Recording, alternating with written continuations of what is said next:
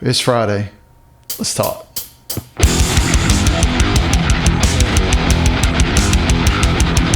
Hey, it's Josh Wyrm on the Moon, and this is the first video in my new series, 5 Things.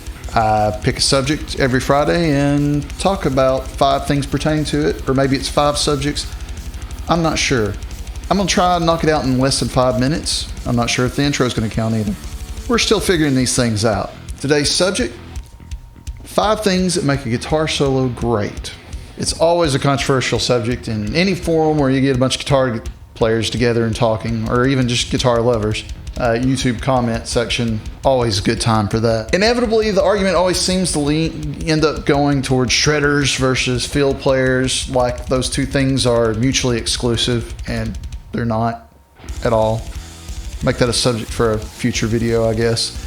To me, the first thing and the most important thing that makes a guitar solo great is the tone of the guitar itself, how it sounds. What is great guitar tone? It's something that sounds great. But seriously, it's like, it's got to cut through the mix. You got to be able to hear it and discern it from all the other instruments that are going on at the same time. It's got to cut through that, but it can't be too shrill or harsh. It doesn't matter if it's like a sparkling clean sound or it's nasty as hell, fuzz and overdrive and distortion and all that bunched together. But as long as it sounds good within itself, but more importantly sounds good with what it's being played with or against. You don't want a nasty, fuzzy, super distorted sound over a bunch of clean stuff. Although you might, for some circumstances, it might sound really good. But for the most part, you want it to sound consistent with the vibe or the mood the rest of the music is putting out.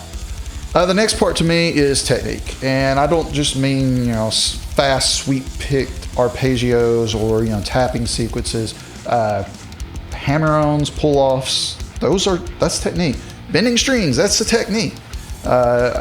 Different varying picking, I just mentioned sweep picking, but hybrid picking, economy picking, alternate picking, tremolo picking, they all create these like tiny variations that almost always sound more interesting than just a straight picked pattern.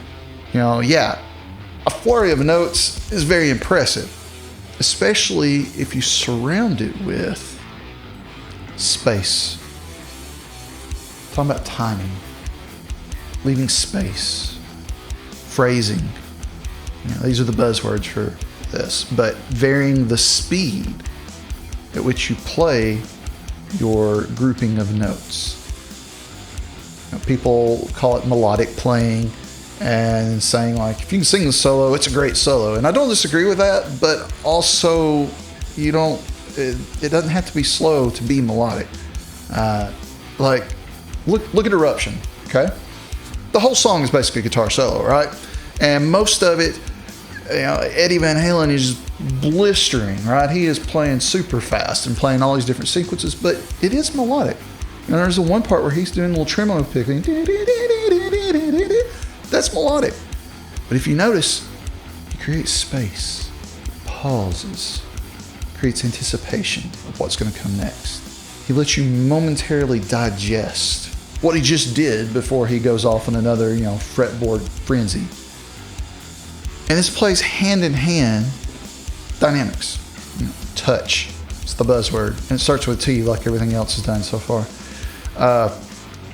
Varying how hard you actually attack the strings, whether we're talking about your right hand or your left. Speaking of the right hand, varying up how hard you strike the strings creates different sounds, a different dynamic. Playing a few notes softly before you really dig in can really make the impact of when you dig in that much more impactful. Likewise with the left hand, and this crosses over with technique some, just playing a straight E note or sliding into that E note or do a slight bend up to an E or vibrato, any of those things give it dynamics. You create some tension and then resolution. And that's what music is all about anyway, right? Is creating tension, whether it's harmonically, rhythmically, whatever. You create the tension, you resolve it in a way that is pleasing to the ears.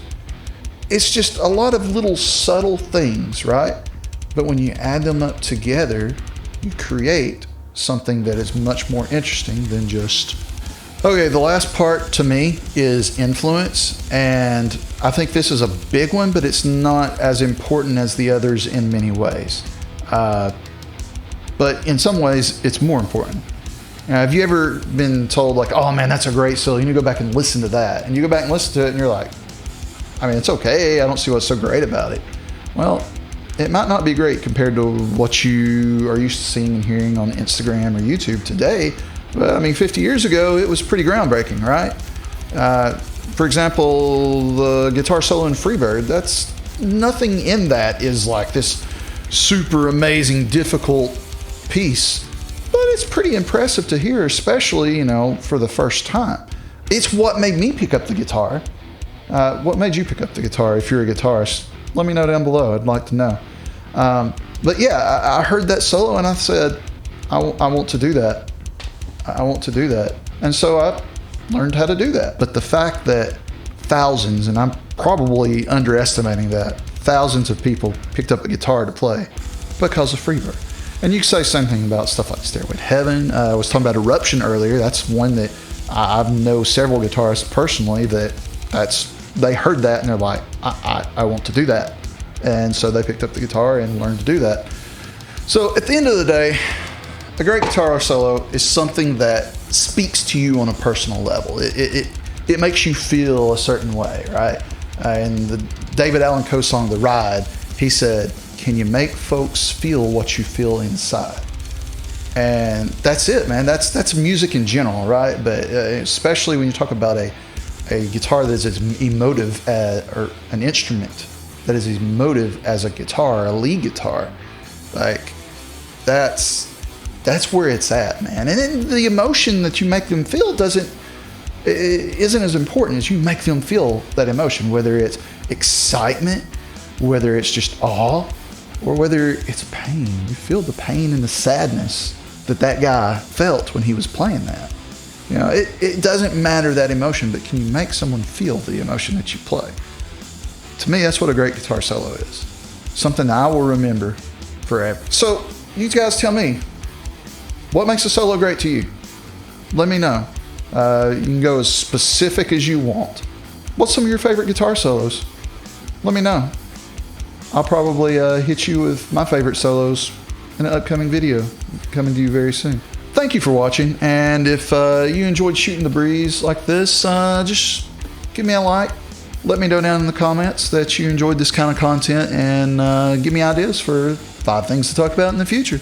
Consider subscribing to see more content like this, as well as original music and, you know, like occasional cover. I don't do a whole lot of covers right now, but I might do more in the future. I don't know. Anyways, it's Friday. I had 5 things to say. They've been said. Have a great weekend.